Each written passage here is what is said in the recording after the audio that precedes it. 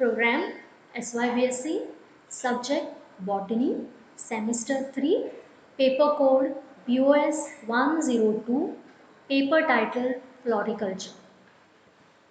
Unit 2, study of commercial plants, module name cut green plants, palms and asparagus, and myself Dr. Suraksha Dongrikar, assistant professor in St. Xavier College, Mapsa, Goa.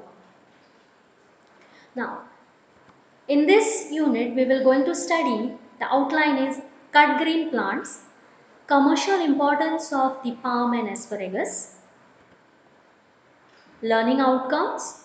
The students will be able to know the uses of cut green plants, explain the palms as cut greens, and outline the importance of asparagus as a cut green. Now, first we will see about the palms. Palms are straight, unbranched stem, but sometimes a branching stem is also seen, and even a creeping vine such as rattan also belongs to the palms. They are large, evergreen leaves that are either fan leaf. Fan leaf means they are palmate, or feathered leaves. That means they are pinnate, and they are arranged in a spiral at the top of the trunk.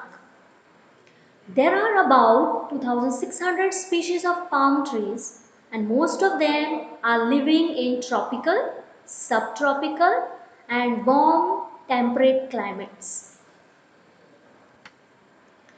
In the past, palms were symbols of victory, peace, and fertility. Today, palms are a popular symbol for the tropics and also for the vacations. Palms are the best known and most cultivated plants in India. There are 12 different types of palm trees found in Indian subcontinent. Out of this, Caryota urens is the palm which is usually used as a cut green in India, especially in Goa. Now moving to the classification, botanical name is Caryota urens, common name we call it as a fishtail palm, and family Ericaceae. So as you can see in this picture. Now characteristics of this Caryota urens, they are often known as fishtail palms because of the shape of their leaves. There are about 13 species native to Asia, that is China, India, Indonesia, and northern Australia and South Pacific regions.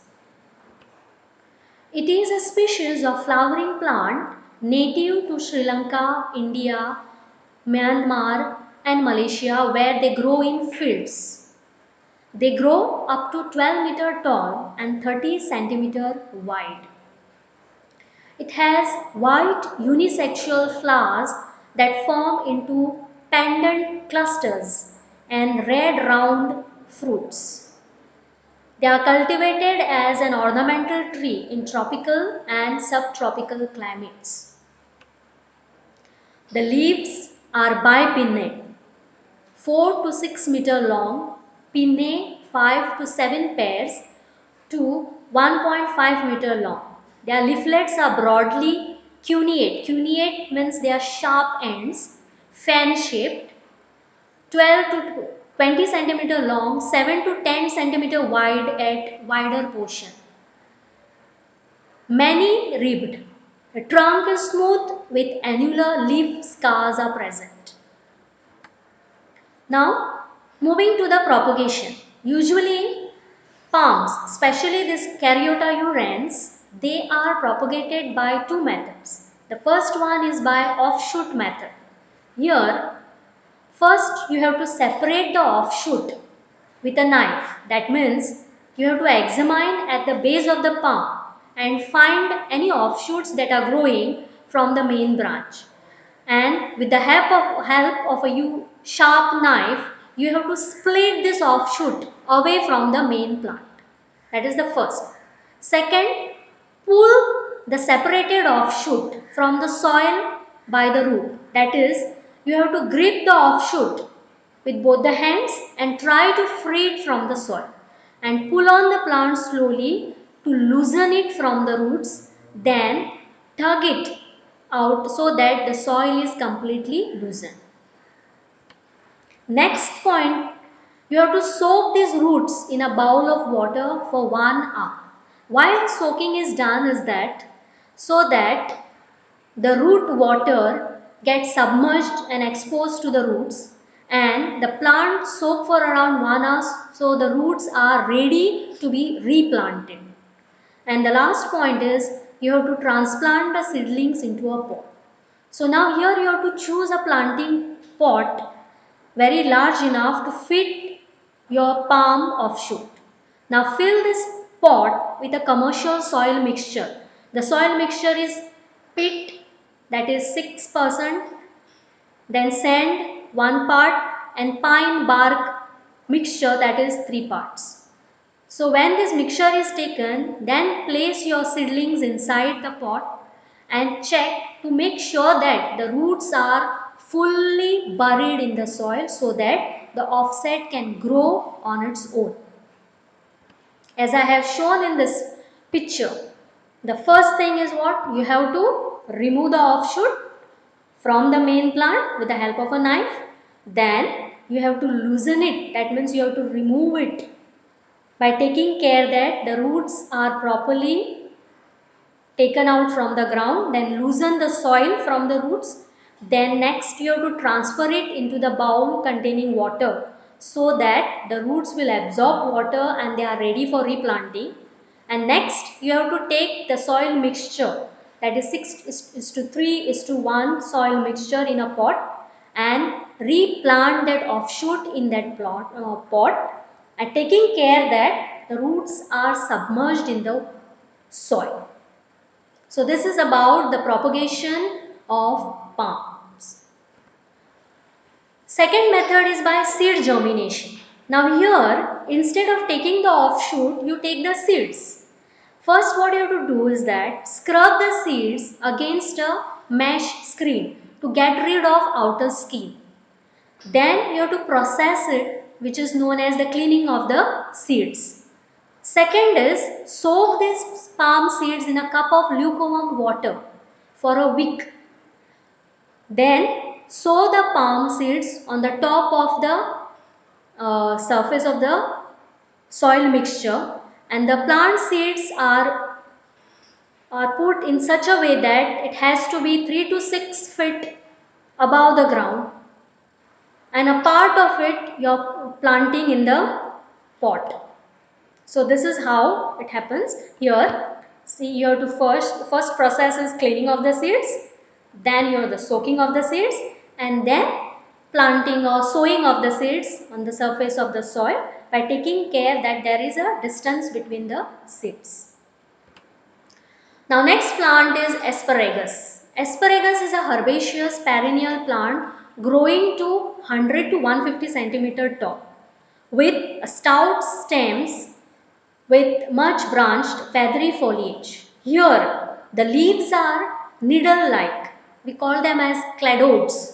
They are the modified stems in the axils of scale leaves, and they are 6 to 32 mm long and 1 mm broad, and the clusters are in the form of 4 to 15 together in a rose-like shape.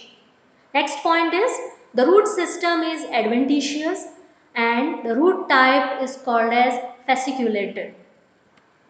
The flowers are bell-shaped, greenish white to yellowish, 4.5 to 6.5 mm long with 6 petals partially. Next point, it is usually deciduous. Deciduous means they can shed their leaves with a male and a female flowers on a separate plant, but sometimes hermaphrodite flowers are found. When the male and female plants are on separate plants, we call them as dioecious plants. The fruit is small, red berry 6 to 10 mm in diameter, which is toxic to human beings. Asparagus can be grown on soil which has salt content too high for many other crops to bear. Now, the most common asparagus which is used as a cut green in Goa is Asparagus racemosus. Classification: botanical name is Asparagus racemosus, common name sparrowgrass, family Asparagaceae. Now, here the propagation can be carried out by two ways. One, by root crowns, here where the asparagus root crowns must be 1 year old before they are reproduce any stem. Second point, this plant started from the seed will need an extra year before they reach that point. So established asparagus plots yield even more plants. So when you dig up the crowns and divide and replant them. So here all the three methods of propagation asparagus plants are a simple way to introduce to your home gardens. Second propagation is by seeds. Here the older asparagus plants produce red berries which contain seeds. These come from the spears after they are allowed to turn into ferns at the end of the season. So you have to collect the berries, crush them, separate out the seeds, soak the seeds to remove the rest of the pulp and then dry it out for a few days. And then store the seeds in cool dry location and then plant it in spring. So the best results are from seeds started indoor and then transplant them after the danger of the frost has passed. This asparagus propagation by seed is one of the cheapest method and it will require 2 years before you see the first shoots. And finally, we conclude the uses of the cut greens. First, they provide aesthetic value. They are used in garlands. They are used in different types of bouquets and they are used in decorations at parties, in weddings, etc. So this is regarding the cut greens. These are some of the references. Thank you.